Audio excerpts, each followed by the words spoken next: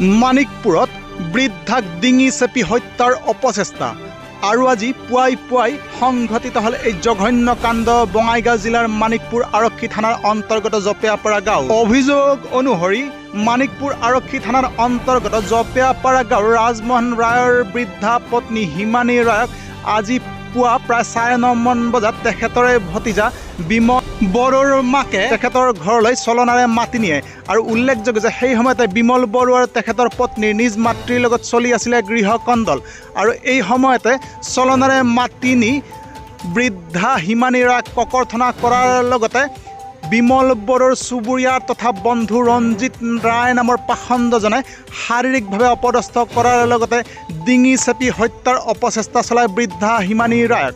অৱশ্যে বৃদ্ধা হিমানী ৰায়ে চিঞৰ বাখৰ কৰাত তেখেতৰ মাজু বোৱাৰীগৰাকী গৈ ঘটনাস্থলীত উপস্থিত হোৱাত পলাই যায় অভিযুক্ত ৰঞ্জিত ৰায় আৰু এই ঘটনা সন্দৰ্ভত ইতিমধ্যে হিমানী ৰায় আৰু তেখেতৰ পৰিয়ালে চালাবিলা আৰক্ষী চকীত দাখিল কৰিছে এজাহাৰ পাখণ্ড ৰঞ্জিত ৰায়ৰ বিৰুদ্ধে।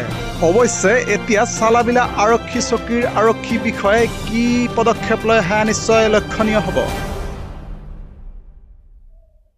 কওকচোন ঘটনাটো কি হৈছিল? তাৰ ৰঞ্জিত তাৰ মাকজনী আহি মোক মাতি লৈ গৈছে, মাতি লৈ যাতে আমাৰ হুলস্থুল লাগিছে। তাৰপিছত মই গৈছোঁ, যোৱাৰ পিছত সেনেকৈ আৰু ৰঞ্জিত যায় আহিব আৰু কোনো কথা নাই আৰু সেইবিলাক কথা কবি না সেইবিলাক কথা কবি না এতিয়া মোক ডিঙিত চিপি ধৰিছিল। তাৰপিছত মই চিঞৰ বাখৰ কৰিলোঁ, চিঞৰ বাখৰ কৰোঁতে মানুহখিনি আহিছে ওলাই ঠেলা নিয়াজন কোনাত হৈছে এতিয়া কাপোৰখন খোলা খাই গৈছে মোৰ। সেনেকৈ সিবাৰ চিঞৰ বাখৰতে মোৰ বোৱাৰীজনীয়ে দৌৰ মাৰি আহিল, সিহঁতৰ বোৱাৰীজনীয়ে দৌৰ মাৰি আহি মোক কিবা এৰালে। এৰাৰ পাছত একবাৰ মই কৈছোঁ মোকতো এনেকুৱা আগৰ একো আকেচ চাকেচ কিছুই নাইকিয়া, কিয় মোক এনেকুৱা কাম কৰিছে, তোৰ যে মোক মাৰিবাৰ ইমান হেৰি আছে না সেইবিলাক কৈছোঁ আৰু মই সেইকেইটা। ৰঞ্জিত ৰায়, এইটো ডাঙৰ ভাচুৰৰ ল'ৰা। আগতে কিবা শত্ৰুতা আছিল নেকি? নাই, একো শত্ৰু নাই। আগে পিছে কিবা ভাবুকি দিছিল নেকি? নাই, একো দিয়া নাই। হঠাৎ ঠেঙি ধৰি ইহঁতৰ ঘৰত মাতি লৈ গৈছে বুঢ়ীজনীয়ে। এইবাৰ ময়ো গৈছোঁ, যাৰ পিছত সেনেকৈ গলত টিপি ধৰিব খুজিছিল, ধৰিব নাপাৰিল, মোৰ হাতখন আছিল সেনেকৈ সিবাৰ কাপোৰখন খুলি খেদি দিছে মোৰ। আৰক্ষীক জনাইছিল নেকি? চালাবিলাক জনাইছিলোঁ মই, গৈ আছিলোঁ মোক এনেকুৱা কাম কৰিছে। এতিয়া হয় নেকি? এতিয়া মাৰি পেলালহে মোক বোলে, মাৰি পেলাৰ পিছত মই এতিয়া থানাত এখন দিয়া দিছোঁ। কেতিয়াবা আমি স্কুলত ভাত ৰান্ধিব যাওঁ, এতিয়া ৰাস্তাই ঘাটে মাৰিব পাৰে, ঠিক নাই, সেইকাৰণে আমি আগে সতৰ্ক হৈয়ে ৰ'লোঁ। থানাত এজাহাৰ দিছে নেকি? মানে চালাবিলা আউটপোষ্টত? চালাবিলা আউটপোষ্টত লিখি থৈ আহিছোঁ। কওকচোন কি হৈছিল ঘটনাটো? ঘটনাটো হৈছে মানে কি, মই ৰাতিপুৱা 9টা 9:30 মানত মই দোকানত গৈছিলোঁ। তাৰপিছত দোকানত যোৱাৰ পিছতে মানে ঘটনাটো মানে ইফালে হেৰি চলি আছিল, মানে মই গম পোৱা নাছিলোঁ। পিছত মানে এই আমাৰ ওচৰত বিমল ৰায় বুলি আছে, তাৰ মাইকে মানে আমাৰ ঘৰত অহা যোৱা কৰে।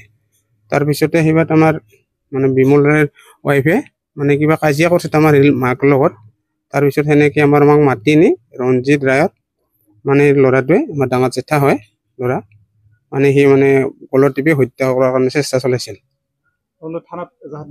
থানাততো মায়ে যাই কিনে এজাহাৰটো দি আহিছে, কিন্তু এতিয়ালৈকে আৰক্ষীৰ মানে কোনো জনা নাই। সেইটো চালাবিলা আউটপোষ্ট। আগতে কিবা শত্ৰুতা আছিল নেকি? এনে বিশেষ শত্ৰুতা নাছিলে, কিন্তু এই যিটো মানে আমাৰ তুলনীয়া বিয়া বুলি কয় বিমল ৰায়ৰ মানে ডাঙৰ জীয়েক, সেই ইয়াতে মানে আমাৰ সৰু ভাইটি কিবা এটা সৰু বস্তুৰ কাৰণে তৰ্কাতৰ্কি লগাৰ কাৰণে সেইটো ৰাক্ষসে মানে এনেকৈ চলি আছে।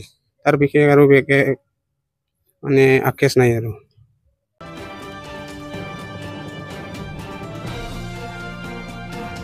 মানিকপুৰৰ পৰা উদয়ন নাথৰ ৰিপৰ্ট, নিউজ টাইম 3।